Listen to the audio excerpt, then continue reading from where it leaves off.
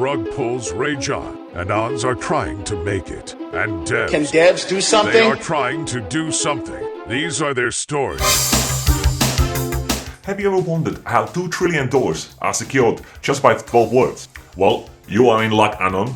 Join me here, in the metaverse, and let's talk mnemonics and bip39. To start with, we are going to need cryptographically secure source of randomness, at least 128 bits of it. This is what it looks like hex encoded, and here we have it in binary. Now we're going to need checksum. For 128-bit long entropy, we will need 4 checksum bits. First, we get a hash of the entropy.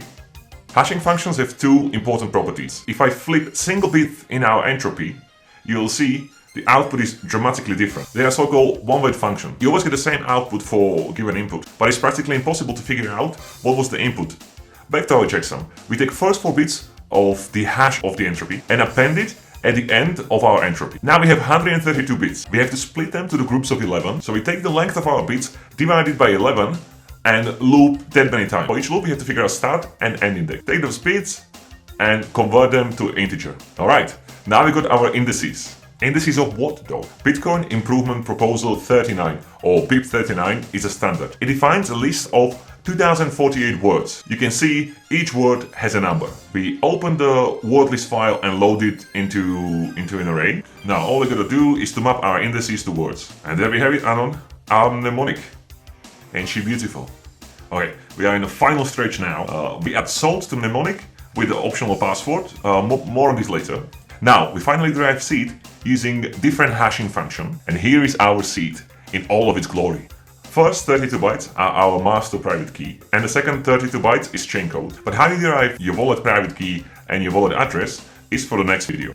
However, there are 2 more things we need to cover in this video. Some of you might say, wait, that's it?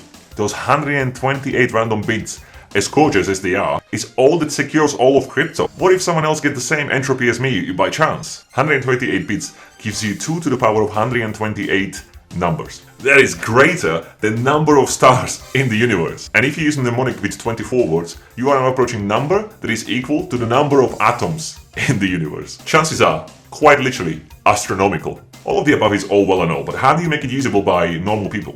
Well, usually apps give you like 5 screens designed by a committee with a bunch of text that no one reads.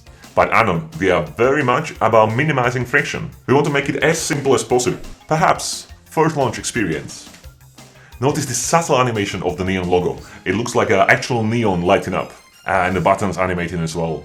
Anon, we don't want unnecessary cognitive load on the screen. At the same time, we want advanced features to be accessible to power users. So when you tap more options, sheet slides up. More options smoothly morphs into one of the options, and you can just intuitively swipe it up or down. Majority of users will just tap on create, of course. So that's your first tap, and here again they are likely just to tap on create. Screen animates into the wallet screen, your logo goes down, and boom, you are on the home screen. 2 taps. Can we do better? Let's try a different variant of onboarding flow. How about 0 taps? New wallet is automatically created and Face ID used as a password. And there is this button with obnoxious animation to introduce user to our switcher. So instead of a bunch of screens that block user, we nudge user to naturally explore the app on his own. By the way, notice how everything is smooth and bouncy and animated. When you swipe, the wallet cells animate in. You can swipe from the edge to see the switcher, you can switch the wallets, you can switch the networks. Gestures feel supernatural. Now one might say, why waste time with this crap for MVP? A, whatever we ship, we want it to stand out. We want it to be super polished and premium and 11 out of 10. And B, we are goddamn craftsmen and we take pride in our work. Back to advanced option.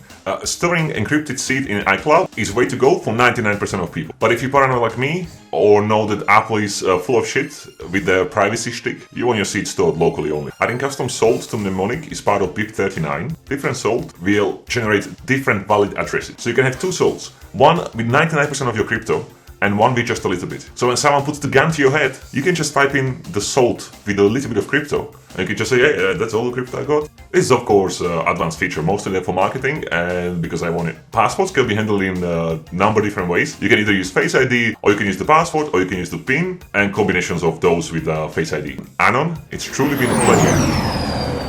What was that? Anyway, that's all we got for you for this week. You don't want to miss next week's video. subscribe. Bilal, sing us out. Type